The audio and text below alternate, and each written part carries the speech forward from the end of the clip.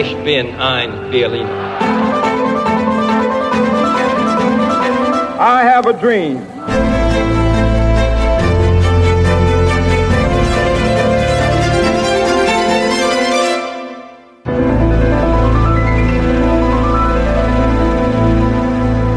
Olá, bem-vindos a um novo episódio de A História Repete-se, com Margarida de Magalhães Ramalho. Olá, Margarida. Olá, Lourenço. E comigo, Lourenço Pereira Coutinho. Hoje vamos falar sobre a história de um estado peninsular esquecido, o Reino de Navarra, um território que, durante séculos, foi atravessado pelos Pirineus e disputado por França e Espanha e que, na sua máxima extensão, teve cerca de 20 mil km², ou seja, mais ou menos o tamanho do condado portucalense, que se estendia do Rio Minho ao Rio Mondego. Olá, sou a Georgina Angélica. Eu sou a Paula Cardoso. Juntas criámos o Tal Podcast, um espaço de conversas reais, profundas e sem filtros. Todas as quintas-feiras damos a conhecer novas pessoas com ideias e trajetórias que inspiram mudança. Podem ouvir-nos em todas as plataformas de podcast e nos sites do Expresso e SIC Notícias. Navarra é um bom exemplo das diferenças entre o Ocidente e o Oriente Peninsular, não só geográficas, como também históricas. Noutros episódios, já referimos, por exemplo, o relativo desinteresse dos muçulmanos pelo noroeste peninsular, o que permitiu a formação de reinos cristãos. A leste, os muçulmanos tinham interesse em avançar até aos Pirineus e chegar a território dos francos, intenção que foi travada por Carlos Martel em 732, na Batalha de Poitiers. O seu neto, Carlos Magno, estabeleceu em finais do século VIII a chamada Marca Hispânica, isto é, um conjunto de territórios, aliados ou mesmo governados por francos, que tinham a missão de travar o avanço dos muçulmanos. No entanto, os territórios, na maioria condados da Marca, cedo procuraram a sua autonomia face aos francos, desde logo na célebre Batalha de Roncesvalles, em 778. Por outro lado, alguns destes territórios sobreviveram graças à sua neutralidade e a alianças com o Califado de Córdoba. Foi o caso do chamado Reino de Pamplona, uma estrutura política surgida no século IX, que foi governada pelos chamados Vascões e teve Íñigo Iñiguez Arista por seu primeiro caudilho. Por sua vez, o sul deste território seria governado por um século pelos Banu Qasi, uma linhagem de hispano-romanos convertidos ao islamismo. O pacto dos reis de Pamplona com os muçulmanos foi quebrado no século X com o advento de uma nova dinastia, a Jimena. O primeiro rei desta nova fase, Sancho Garcés I, passou à ofensiva e iniciou a expansão do seu território. Este atingiu a sua maior dimensão no século XI, durante o reinado de Sancho III, época em que se estendeu às zonas atuais da Cantábria, Castela-Leão, Rioja e País Basco. Note-se que as cidades bascas de Vitória e San Sebastián foram fundadas nesta fase, mais concretamente no reinado de Sancho IV. Pamplona seria, por esta altura, a cidade cristã mais rica da península, isto por ser um ponto de confluência entre os mundos muçulmano e cristão e, também, um ponto de passagem do além-Pirineus, facto que ganhou maior relevância com a crescente importância dos Caminhos de Santiago. O século XI seria, simultaneamente, a época de apogeu e de início do longo ocaso do Reino de Pamplona. Note-se aqui, Reino de Pamplona, que só passou a ser chamado Reino de Navarra em 1162, isto por decisão de Sancho VI, o Sábio, que considerava que Navarra, possivelmente uma evolução ou corrupção linguística de basco, representava melhor a totalidade do território que governava do que Pamplona, que se referia a uma cidade. Qual foi então a principal causa do início do declínio do Reino de Navarra? A principal foi sem dúvida o crescimento dos dois territórios com que fazia fronteira, Aragão e Castela. Aliás, um dos filhos de Sancho III de Navarra seria o importante Fernando Magno, rei de Leão, graças ao seu casamento, e conde de Castela, território que herdou de sua mãe. O tempo de Fernando Magno, que era bisavô de Dom Afonso Henriques, marcou o início de uma inversão de forças entre os territórios muçulmanos e cristãos, que passaram consistentemente à ofensiva. Paradoxalmente, Castela e Leão prosperaram com a dinastia Navarra iniciada com Fernando Magno, mas não o seu território de origem, encravado entre Castela e Aragão. Note-se que Aragão também começou com uma dinastia de origem navarra, mais concretamente com Ramiro I de Aragão, filho bastardo de Sancho III de Pamplona e meio-irmão de Fernando Magno. Sem possibilidades de se expandir, Navarra sobreviveu a partir do século XIII, graças à sua política de alianças. Ao contrário, por exemplo, do que aconteceria no outro extremo da península, onde a Galiza, também impedida de se expandir por Portugal e Leão, acabou integrada neste último reino. Em 1234, o conde de Champagne, Teobaldo I, herdou o trono de Navarra por morte de seu tio materno, Sancho VII. Foi o princípio de uma ligação privilegiada de Navarra com o além-Pirineus e com os franceses, que se prolongou até ao século XVI. Com efeito, até 1512, o reino de Navarra foi governado por dinastias francesas: os condes de Champagne, os capetos da linha dos reis de França, os condes de Évreux, os condes de Foix. Tal contribuiu para a singularidade de Navarra e também para a manutenção da sua independência. Uma das curiosidades de Navarra foi o elevado número de rainhas reinantes que teve. No tempo medieval e no início da Idade Moderna, tal significava muitas vezes uma mudança de dinastia, o que aumentava as probabilidades de instabilidade política. Foi o que aconteceu mais uma vez em 1451, quando morreu a Rainha Branca de Navarra, da dinastia de Évreux. Então, o seu marido, o rei Juan II de Aragão, recusou-se a entregar o trono de Navarra ao filho e herdeiro de ambos, Carlos, príncipe de Viana. Foi o princípio de uma longa guerra civil em Navarra, protagonizada pelos biamonteses, apoiados pelos castelhanos, e pelos agramonteses, apoiados por aragoneses e franceses. Este conflito debilitou Navarra, que perdeu então território e população, e facilitou a posterior ingerência no território do rei Fernando de Aragão, o célebre Fernando o Católico, que era meio-irmão de Carlos, príncipe de Viana, que entretanto morrera em 1461. Em 1512, num contexto de grande rivalidade entre França e Aragão, rivalidade que se estendia ao espaço italiano, Fernando o Católico reagiu à assinatura do Tratado de Blois entre João III d'Albret, rei de Navarra, e Luís XII, rei de França, e invadiu o território de Navarra. No ano seguinte, as Cortes de Navarra, compostas unicamente por biamonteses, reconheceram Fernando o Católico como rei de Navarra. Por sua vez, em 1515, as Cortes castelhanas de Burgos retificaram a decisão, reconhecendo que a coroa de Navarra passaria para a descendência de Joana a Louca, rainha de Castela e filha de Fernando o Católico. Foi assim que a parte peninsular do reino de Navarra saiu da órbita francesa e foi herdada pelo imperador Carlos V, filho da rainha Joana de Castela e neto de Fernando o Católico. Por sua vez, a Navarra francesa, ou Baixa Navarra, manteve-se como reino e com uma dinastia francesa, os d'Albert, e a partir de finais do século XVI, a coroa de Navarra passou a estar unida à de França com a subida ao trono de Henrique IV e o início da dinastia de Bourbon. Os reis Bourbon franceses continuaram a intitular-se reis de Navarra, isto até Carlos X, que morreu em 1830.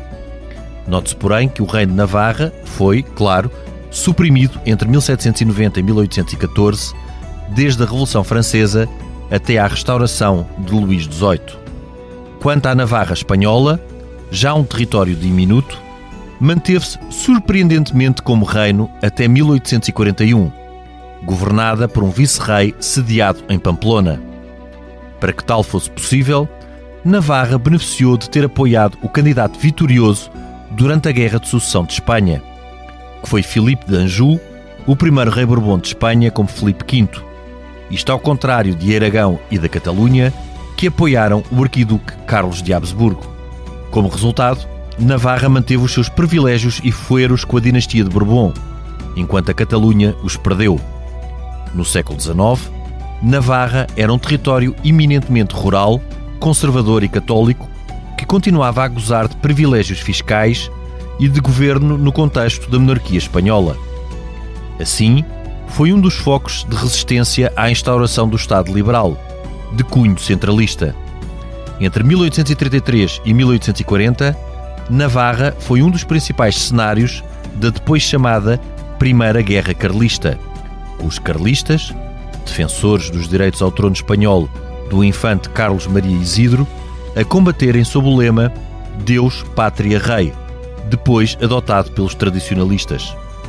Esta guerra, que provocou cerca de 200 mil mortos, terminou com a vitória dos liberais comandados pelo general Espartero e teve por consequência a chamada Lei Passionada, de 1841, aprovada pelas Cortes Gerais Espanholas durante a regência de Espartero e que decretou o fim do reino de Navarra e dos seus fueros.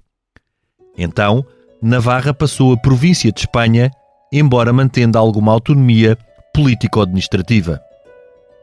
Nas décadas seguintes, a Catalunha e as Vascongadas, o atual País Basco, conheceram um grande desenvolvimento económico e industrial, o que resultou na emergência da sua burguesia e operariado, e no desejo de uma maior autonomia do governo de Madrid. Pelo contrário, o território vizinho do antigo reino de Navarra manteve-se eminentemente rural, católico e conservador. Navarra voltou a ser um dos palcos principais das duas guerras carlistas seguintes, contra o Estado liberal, em 1846-1849 e em 1872-1876. O chamado carlismo, equivalente na sua primeira fase ao miguelismo português, embora com uma componente autonómica, evoluiu no século XX para o tradicionalismo, já não defensor do absolutismo, mas sim do regresso a um regime inspirado pelas instituições medievais e baseado em corporações. A chamada Comunhão Tradicionalista, muito ativa em Navarra, que teve nos chamados recatés a sua milícia paramilitar, participou ativamente na Guerra Civil de Espanha ao lado dos nacionalistas, chegando a integrar cerca de 60 mil voluntários. Para consternação de alguns dos seus líderes, esta foi integrada em 1937 e por decreto de Francisco Franco no Movimento Nacional.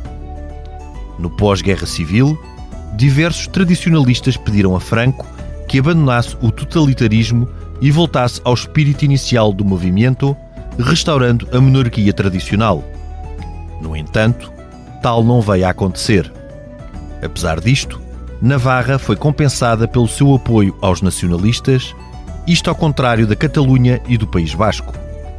Toda esta história explica em parte as diferenças políticas entre estes territórios.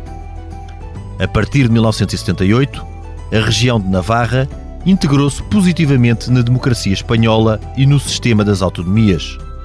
Pelo contrário, também sofreu com o terrorismo da ETA, que provocou mais de 40 vítimas no território. Região de base conservadora, que votava tradicionalmente à direita, a atual Comunidade Foral de Navarra, uma das autonomias de Espanha, tem evoluído no sentido de uma maior diversidade política, sendo atualmente governada por uma coligação de centro-esquerda que integra o PSOE, a Geroa Bay, uma coligação nacionalista, e a esquerdista Contigo Zorequim. Margarida, de facto, isto foi uma viagem... É uma viagem longa, mas longa é uma por viagem séculos. muito curiosa. E eu não sei se tu ficaste com a mesma sensação que eu que gosto particularmente de acompanhar a história de Espanha. Sim. E a antiga história dos reinos medievais de Espanha. o conhecimento que tinha de Navarra era nulo. diminuto. No meu caso era praticamente nulo, basicamente. E é um reino com semelhanças e pouco mais. e também com particularidades em relação aos outros reinos peninsulares, e até onde se podem fazer uma série de comparações e contrastes. Surpreendeu-te esta história de Navarra? Surpreende-me, sobretudo, porque há aqui coisas que são... Há coisas que são óbvias e que nós todos mais ou menos vamos encontrar paralelo na história até do próprio Condado Portucalense, e toda a Idade Média, tudo aquilo acaba por ter muitos pontos de afinidade, e de alguma maneira estas dores de crescimento que vão ser comuns a quase todos os reinos ibéricos, pela sua proximidade, enfim, aos reinos muçulmanos, os estarem, no caso de Navarra sobretudo, mas também todos os outros da sua proximidade à França, mas há aqui particularidades curiosas ao mesmo tempo, porque já não é só a questão de estarem permanentemente em guerra e em contendas. Uma das coisas que eu, por exemplo, achei bastante curiosa, e ainda agora um bocado mais para trás, a existência de Pamplona, que teoricamente é criada ainda no Império Romano por Pompeu, quando da sua passagem na Península Ibérica, mas aquilo não é exatamente uma cidade. É um conjunto de burgos. Sim. Que se odeiam e que têm cada um as suas estruturas militares e as suas muralhas. Ou seja, há aqui, mesmo em territórios relativamente curtos, há uma tensão permanente que não sei se é tão comum assim a outras situações. Até pela geografia, não é? Pronto. Por ser uma... que eu queria chegar, por ser uma região, ou estar próximo de uma região montanhosa, que é os Pirineus, que de alguma forma também vai determinar as características deste povo. Eu achei piada num texto que eu encontrei em espanhol, de um historiador espanhol, sobre este período, e em que ele referia-se um bocadinho à diferença no pequeno reino de Navarra entre o que ele chama os montanheiros, os que estão na montanha, e os que estão em baixo, no Vale do Ebro. Portanto, há uma diferença, enquanto que os do Vale do Ebro, apesar de tudo, acabam por ter influência, ou receber uma influência para já romana ou são acessíveis à romanização e até depois à própria influência das civilizações muçulmanas e mudéjares, enquanto que os da montanha não querem nada. Aliás, a história dos povos da montanha na península é também muito interessante, porque claro.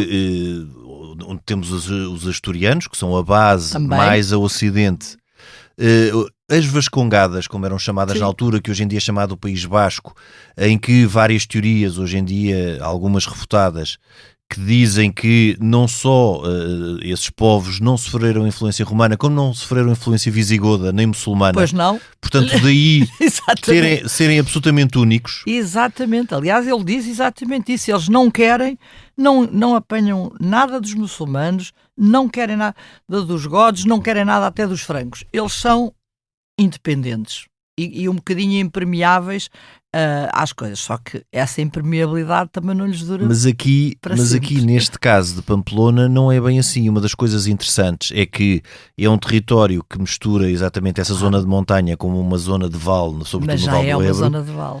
E nessa zona há de facto durante muito tempo, e são zonas claramente contrastantes, um pacto com os muçulmanos, ou seja... Claro, eles pagavam imposto ao reino de Córdoba. E para eles mantinham uma neutralidade, apesar da religião também serem cristãos. Eles também não queriam a ingerência dos francos, porque uma das coisas muito interessantes quando falamos na Alta Idade Média do que foi o travão, e isso é uma grande diferença para o que se passa ao Ocidente, eu referi na introdução, porque os muçulmanos objetivamente tinham interesse em avançar pelos Pirineus, e aqui o Ocidente não tinham tanto, portanto era uma zona mais deserta ou de menos acutilância dos muçulmanos. Mas quando Carlos Magno estabelece as marcas, e essas marcas ao princípio são claramente territórios ou sob o domínio ou aliados dos francos, a distância dos Pirineus, ou o facto dos Pirineus separarem-nos do outro lado, dá-lhes um grande sentimento e uma grande vontade de autonomia. E esses territórios, de facto, desde muito cedo, todos esses condados da marca, como o Urgel, como depois o Barcelona e a Catalunha, vão criar essas aspirações de autonomia. Portanto, não querem a influência dos francos. Acontece. Em rebelião com os pais. Pois, e ali o que é interessante em Navarra é que Navarra é um território muito... É um território diminuto, não é? É um território com uma extensão muito... Agora, durante algum tempo, e beneficiando muitíssimo com os caminhos de Santiago, aliás, como Castela também beneficiou, Castela estrutura-se com os caminhos de Santiago e a importância que este caminho francês tem para o desenvolvimento de todo o norte peninsular à época. Para Pamplona foi essencial o início dos caminhos de Santiago, portanto a partir do século IX, século X, que é a altura do seu apogeu. É este ponto de confluência com um pacto. Como é que surge o apogeu de Navarra? Com um pacto com os muçulmanos por um lado, por outro como um interposto entre a Europa transpirenaica e Santiago. Claro. Não é? E aliás, isto... eles estão sempre a querer, de alguma maneira, criar as tais, como tu há bocado referias, e muito bem, há uma certa vontade sempre de evitar conflitos, ou pelo menos evitar aqueles conflitos com os exteriores que lhes possam ser justamente para se afirmarem como um território de passagem. Porque um território aberto à passagem tem que ser um território relativamente neutro, senão é muito mais difícil de controlar. De passagem, sem dúvida nenhuma. E o que é também interessante em Navarra, e aqui podemos pensar num outro ponto, que é a grande força de atração que tem o centro peninsular, é que tanto Castela como Aragão começam, também como referido, isto não é nada novo, com dinastias navarras, como reinos. Surgem como reinos, portanto já eram territórios, já eram condados, existia o condado de Castela e o condado de Aragão, e sobem a reino com elementos de uma dinastia navarra. Que de alguma forma até acaba por ter, mesmo que pouco tempo, um papel quase que predominante dentre os reinos. Sim. Dentre os reinos peninsulares, pelo menos daquela zona. Margarida, numa fase em que a relação com o mundo muçulmano e com o califado foi pactada e não foi de conquista, Navarra, ou Pamplona, chamamos aqui de Pamplona Navarra, mas por simplificação vamos chamar Navarra.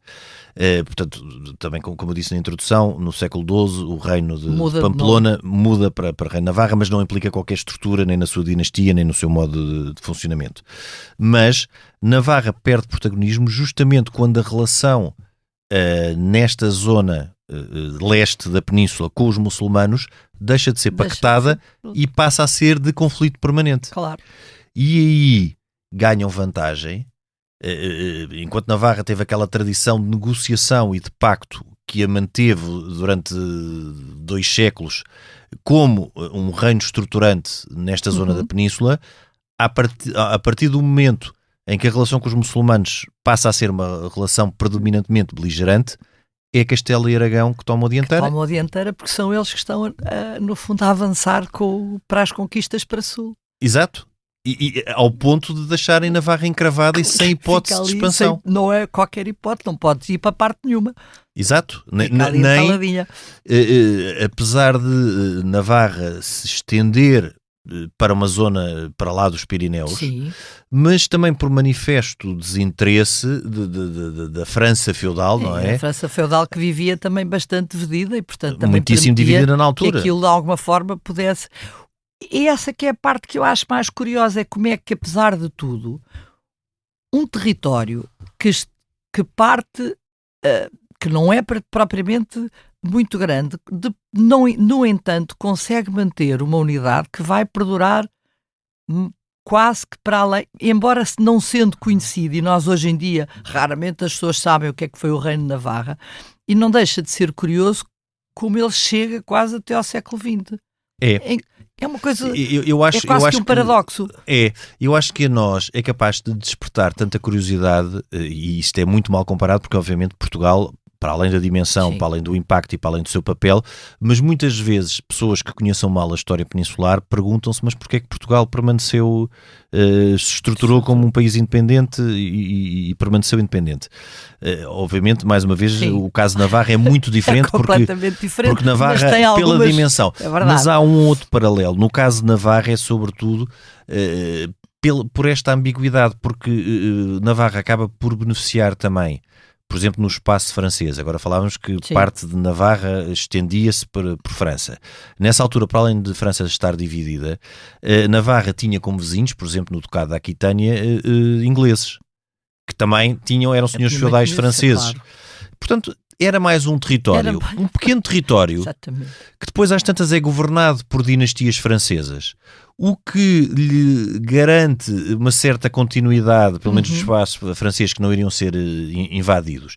Portanto, no fundo, o reino de Navarra não era maior que muitos condados ou ducados que existiam na altura, mas tinha a dignidade real. Portanto, era até algo mais de prestígio do que de peso político. Que de alguma maneira, dentro do espírito ainda da própria Idade Média, para o reino que dominasse, poderia ser o Leão, ou ainda estamos a falar no começo, até não era mal que houvesse vários reinos, portanto permitia que o imperador da Espanha até tinha vários reinos vassalos. E no século XII existiu, foi o tempo de facto do grande equilíbrio dos reinos peninsulares, em que existiam 5 reinos mais ou menos com a mesma dimensão, mais ou menos com a mesma dimensão. Navarra mais pequeno, mas Portugal, Castela, Leão, Aragão e Navarra.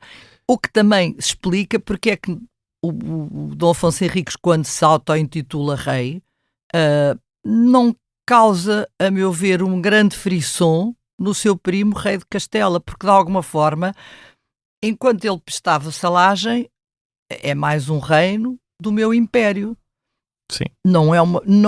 Depois as coisas começam a agudizar, mas digamos que é que nós estamos também a olhar para um momento em que toda a mentalidade funcionava, ou a parte política funcionava com essa característica de não ser difícil aceitar que vários reinos estivessem conglomerados sobre a tutela de um que era o principal, no fundo.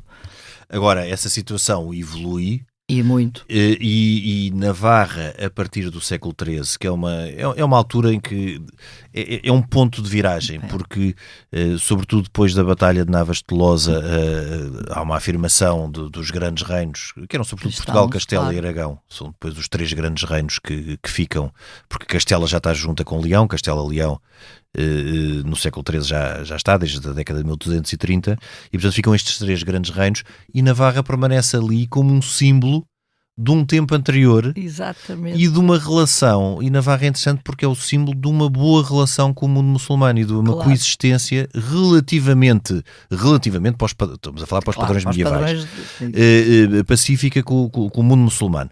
Depois também, todo este tempo das dinastias francesas, a meu ver, é o que acaba por lhe garantir a sua autonomia e algum apoio durante o século XIII até ao século XV. E depois era suficientemente pequena para também, se calhar, não os incomodar muito. Sim. O que se lá passava. Repara, tu durante todo o século XIV e grande parte do século XV, o foco estava na conquista a sul. Claro. Não estava em conquistar um pequeno reino montanhoso. que é que isso interessa? Queremos vir para sul. Que ainda por cima teve como reis senhores feudais franceses, e até por uma política de boa vizinhança não seria muito não seria a melhor decisão atacá-lo e ainda arranjar mais um conflito que não era desnecessário com o rei de França por uma região que, enfim, que não valia a pena, no fundo, pela qual não valia a pena.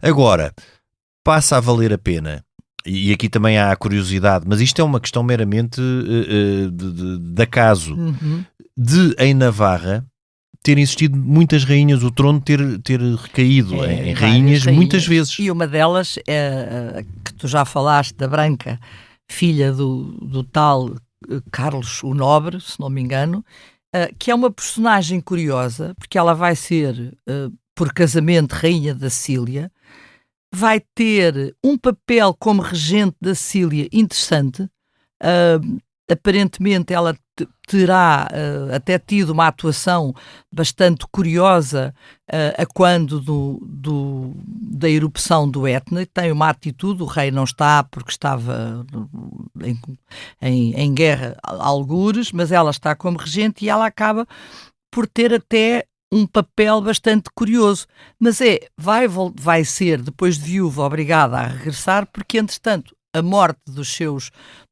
os dois que estavam na linha de sucessão, ela acaba por ir ficar herdeira do trono de Navarra. E ao casar com Juan II de Aragão, que depois essa é outra história que é curiosa, porque é que esta atitude de Juan II em relação ao seu filho primogénito? Porque o próprio Juan II achava-se com direito ao trono de Navarra. Claro! E isso, mas porquê? Porque no fundo a família de Aragão e de Navarra também era mais ou menos a mesma. Porque a dinastia era a mesma, ou seja, nesta altura em que os estados eram vistos como património pessoal, Juan II achava que não devia ser ele rei, não devia ser o filho, em mas Aragão, e o filho e o trono passar diretamente para o filho sem passar por ele. Ele achava-se que tinha direito a ser rei de diriam Navarra. As más línguas que tudo isso também tinha a ver com a pressão que a sua segunda mulher vai fazer para que ele afaste o príncipe Carlos de Viana, porque provavelmente ela quereria fazer subir a sua descendência. Onde estava Fernando o Católico, que era Claro, meio-irmão de Carlos que era de Viana, meio-irmão, e vai acabar por subir. E essa pretensão, depois dessa guerra civil...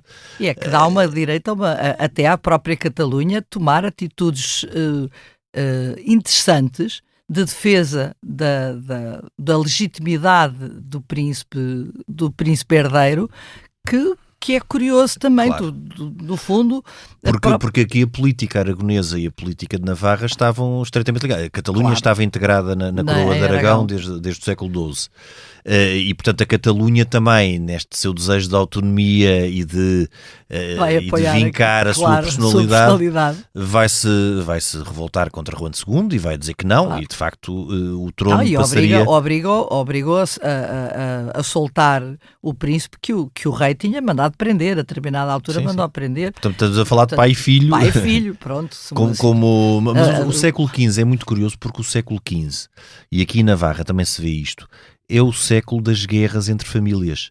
Repara, a Guerra das Rosas.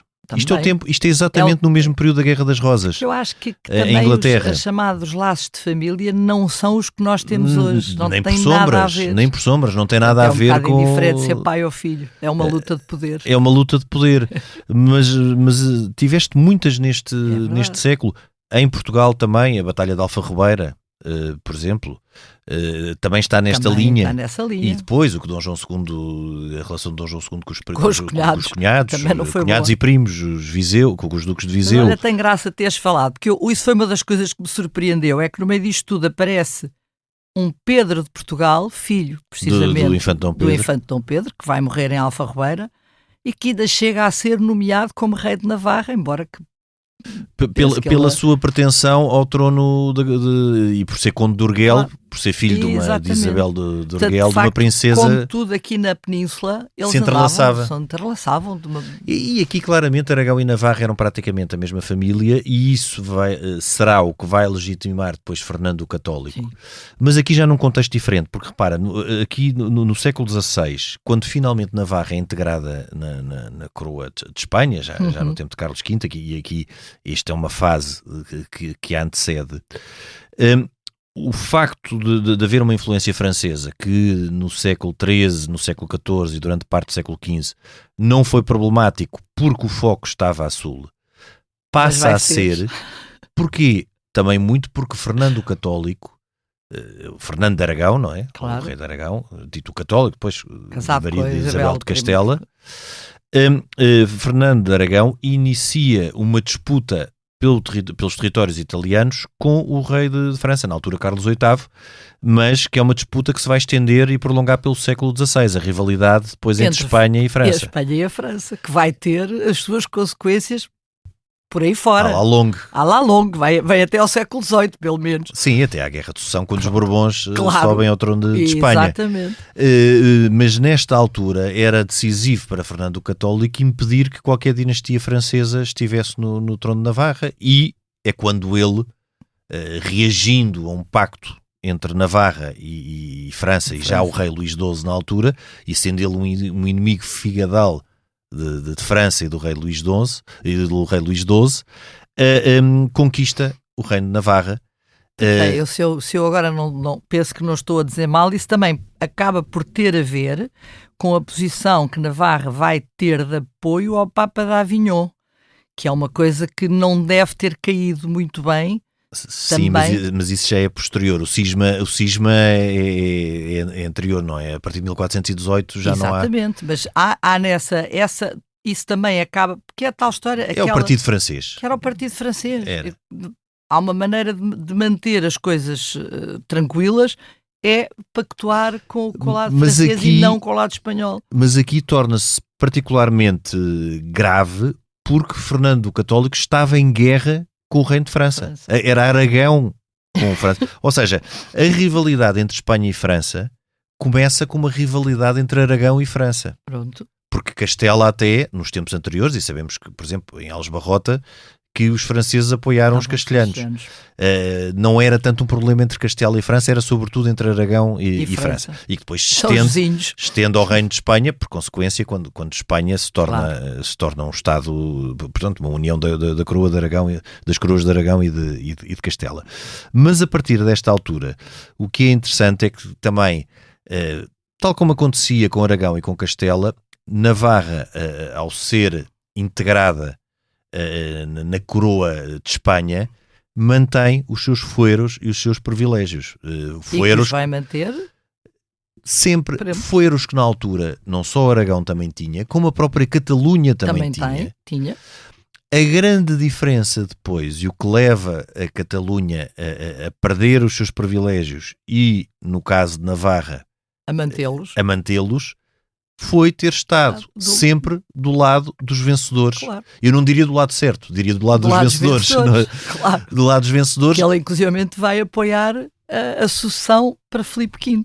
Exatamente. Navarra apoia Filipe V, não é? Que era neto francês, do Rei Sol, no fundo. Luís XIV. Enquanto tanto Aragão como, sobretudo, a Catalunha são muito penalizados pelo apoio que dão ao Arquiduque. Claro que podemos também aqui recuar um bocadinho e dizer que Navarra foi bem comportado, foi um reino, um território bem comportado em 1640, quando a Catalunha inicia a sua rebelião, não é? Claro. Que se estende por 19 anos e isso não se não fosse isso, nós provavelmente teríamos tido mais dificuldade. Se não fosse isso, muito dificilmente Portugal tinha conseguido levar fazer à face ao avante a sua independência outra vez.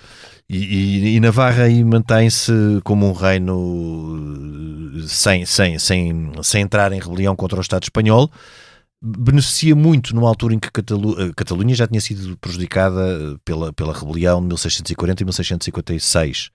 E depois, com a vitória dos Bourbons na Guerra de Sucessão, em 1714 também é considerado pelos catalães um ano negro de perda de fueros e privilégios, que a Navarra se manteve, exatamente premiando... Porque estava do lado do vencedor. Do vencedor. E surpreendentemente, que eu acho que os nossos ouvintes provavelmente não tinham essa ideia, este é um reino que formalmente se mantém até 1841. O que é uma coisa extraordinária. De facto é extraordinário. Um reino, nós também podemos dizer, também existia o reino do Algarve, sim, mas o reino do Algarve era algo meramente formal. Era formal, não tinha... Este tinha privilégios específicos. Inclusive a de cunhar moeda. Pronto. Portanto, que é um grande privilégio. E isso é interessante. E teve vice-reis até muito tarde, coisa que no Algarve nunca houve vice-rei. Se calhar gostariam, mas nunca tiveram. Um representante em Pamplona do rei. Enquanto no espaço francês, o que também é muito interessante, porque os Bourbons eram conhecidos também, e foi o que fizeram em Espanha, por políticas de centralização. Os Bourbons em França também se mantêm sempre, quando Navarra é incorporada no Reino de França, por Henrique IV, o primeiro Bourbon, Bourbon. que herda também pelo lado materno o direito à coroa de Navarra, à coroa de Navarra francesa, não é? Do espaço francês. Os reis de França mantêm sempre o título. o título de rei de Navarra. Exatamente.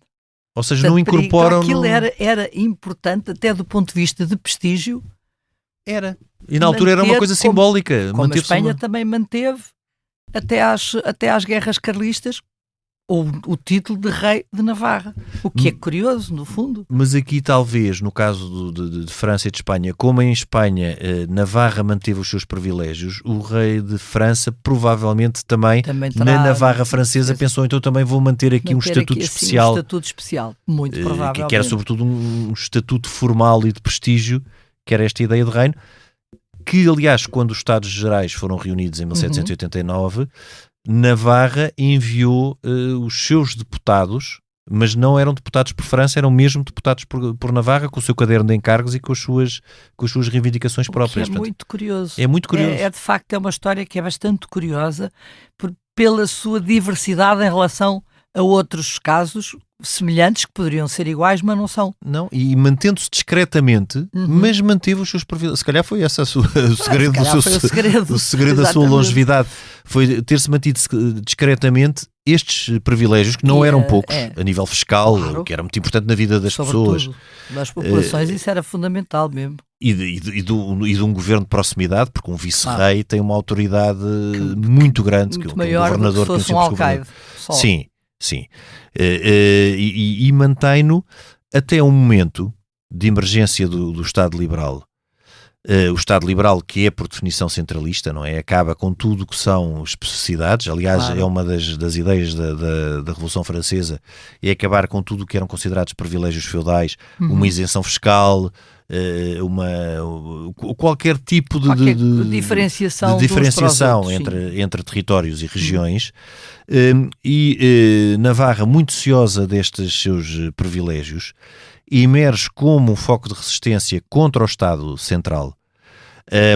É também o berço do que é a resistência carlista contra o Estado Liberal, que, como eu disse na introdução, é de certa forma o que foi em Portugal o miguelismo é o carlismo em É o Espanha. paralelo, sim. O Deus, Pátria e Rei, que depois é a Claro. base do pensamento tradicionalista do século XX, que depois incorpora, obviamente, pensamentos exteriores, mas a nível do que é a base é este carlismo, e lutando e fazendo Navarra o epicentro de várias guerras que provocaram milhares de mortos. E condicionaram fortemente a história de Claro. Espanha na segunda metade do século XIX. E com repercussões mesmo em Portugal, porque o próprio Dom Carlos andou fugido a determinada altura Sim, esteve cá. e que esteve cá e põe alguns problemas em relação a isso. Ele ainda chega a passar ali na zona da Almeida e depois acaba por ser obrigado de facto a seguir.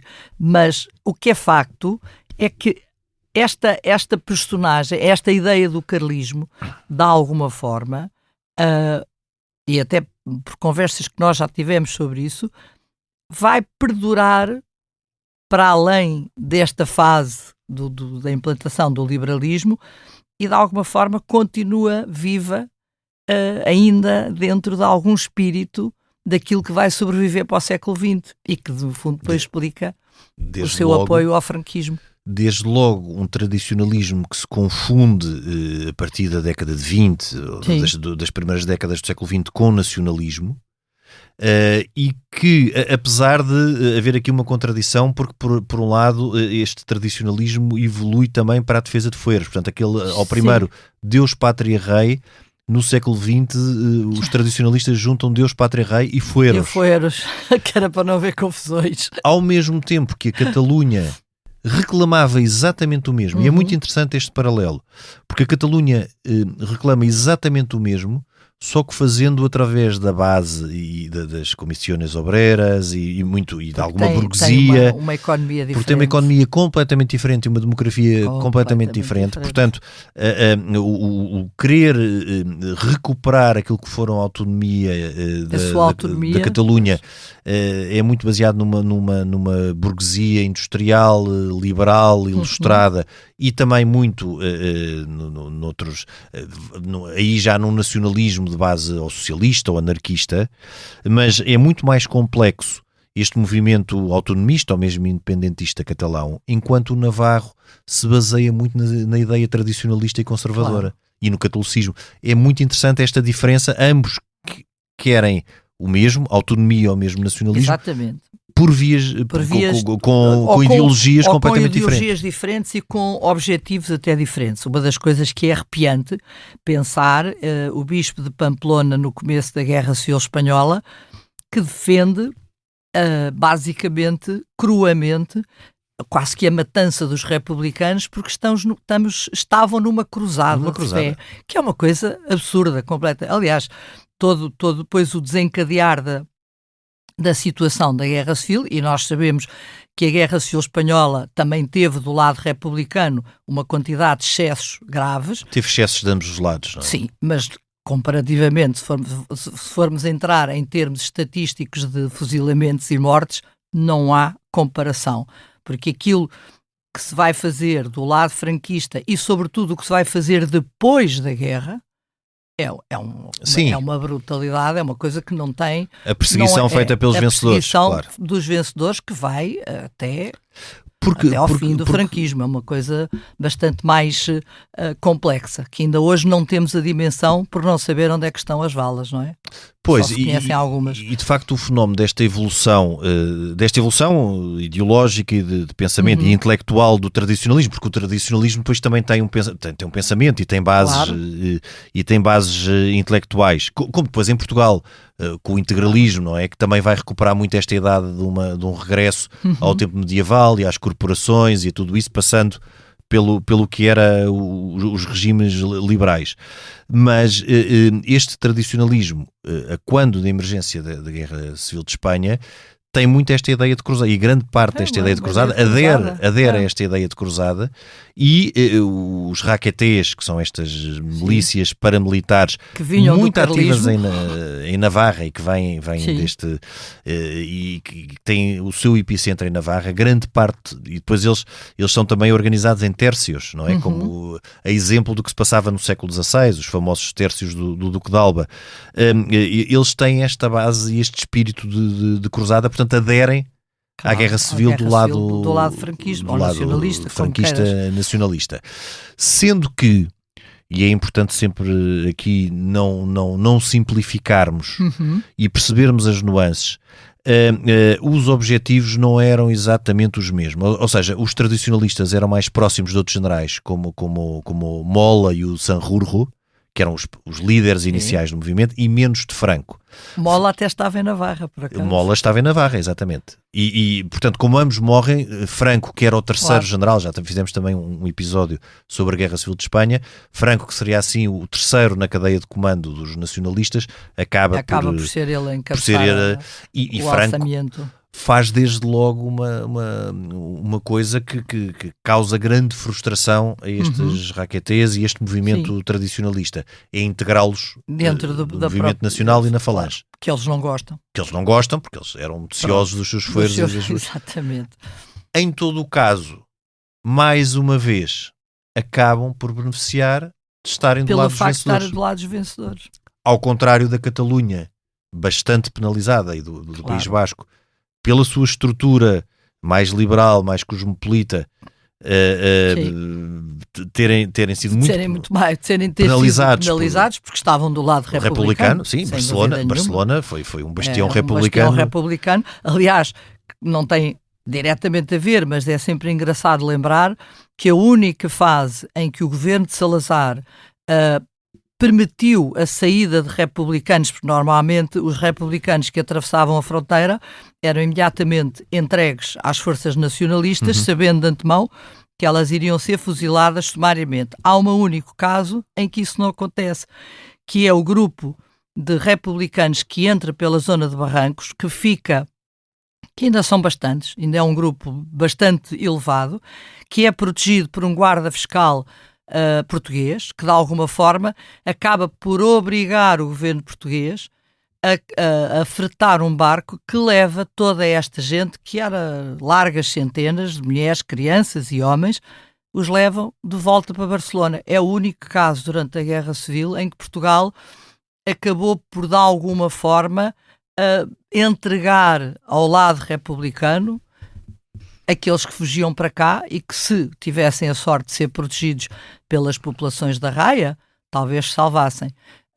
Mas, infelizmente, muitos deles eram entregues e há testemunhos bastantes dali da população da zona da Almeida, para ali abaixo, de assistirem a fuzilamentos sumários à entrega, quando eram entregues do outro lado da fronteira. Sim, sim. Portanto, isto de facto também...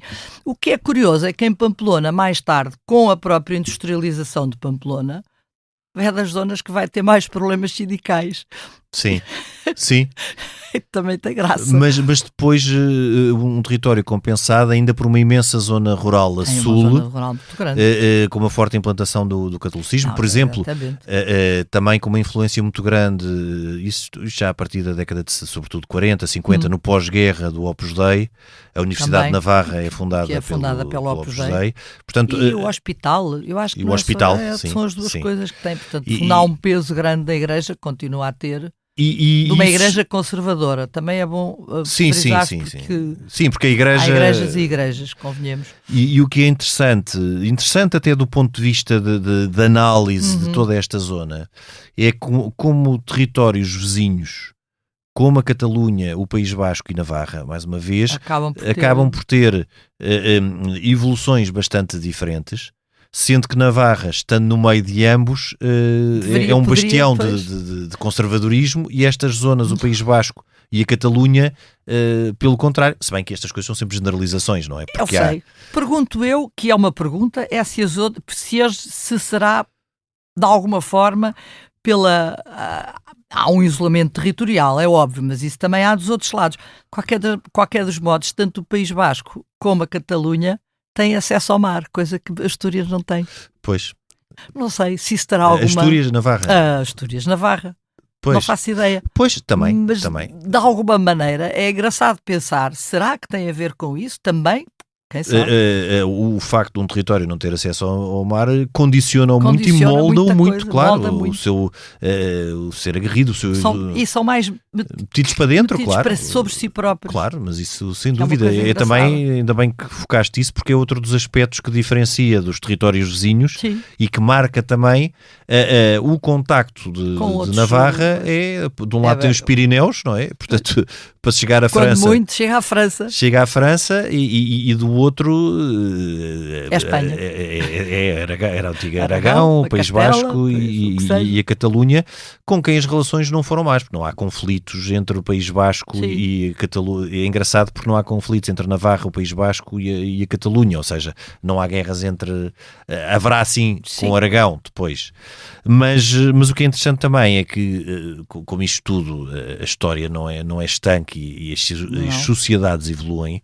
Mesmo o território de Navarra e a cidade de Pamplona, que tradicionalmente votavam conservador ou votavam em partidos de direita, é neste momento liderada por uma coligação de centro-esquerda, se bem que no atual estado também, e não vamos entrar na atualidade da política espanhola, claro, mas é muito complicado, porque há partidos nacionalistas, depois já há partidos que são... Por exemplo, a coligação que está no governo navarro já é uma coligação que integra coligações. Ou seja, é a coligação da coligação. É coligações, como aconteceu no governo de Espanha. Mas a situação política espanhola é uma situação mais complexa. Que está muito complexa, mas a Navarra do século XXI, ou Pamplona e toda a Navarra, não são a Navarra do século XX. Claro. E, portanto, mas talvez tenha a ver com o facto de se ter industrializado e, portanto, muito provavelmente. Também por ter... Claro, de se abrir naturalmente. Ou culturalmente. Outra coisa que teve graça é, de alguma maneira, que é o facto de, quando se dão as invasões francesas, Pamplona vai ser um dos polos onde os franceses estão mais tempo. Claro.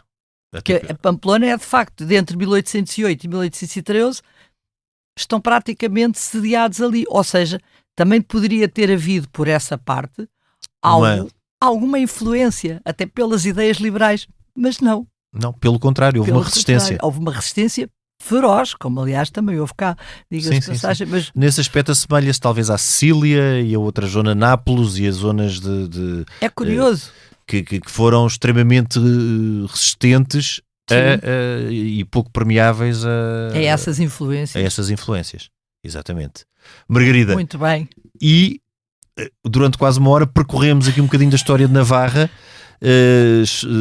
da qual obviamente há muito mais a dizer, mas o essencial de um Estado tão pequeno, de um território tão pequeno, mas que por diversas questões geográficas, dinásticas e de pactos conseguiu sobreviver até ao século XX, até tão tarde. É engraçado. E sendo um caso raro de um Estado que esteve sempre do lado dos vencedores, quase sempre. Dos carlistas não, os carlistas foram perdedores, mas mesmo assim conseguiu sempre manter-se à tona e hoje em dia é uma das autonomias espanholas. Claro. E tem a magnífica cidade de Pamplona, que vale a pena visitar. E já agora o San Fermín, que também é uma festa. A grande festa. É uma festa onde não se dorme. E popularizada pelo Hemingway.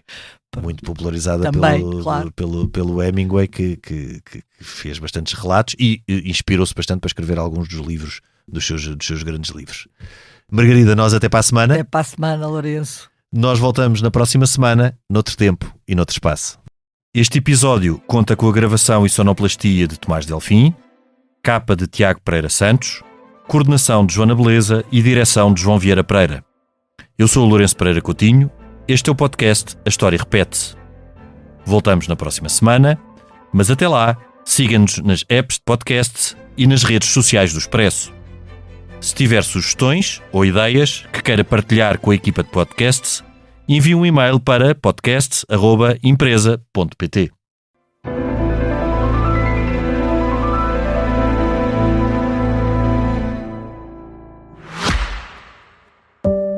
Olá, sou a Georgina Angélica.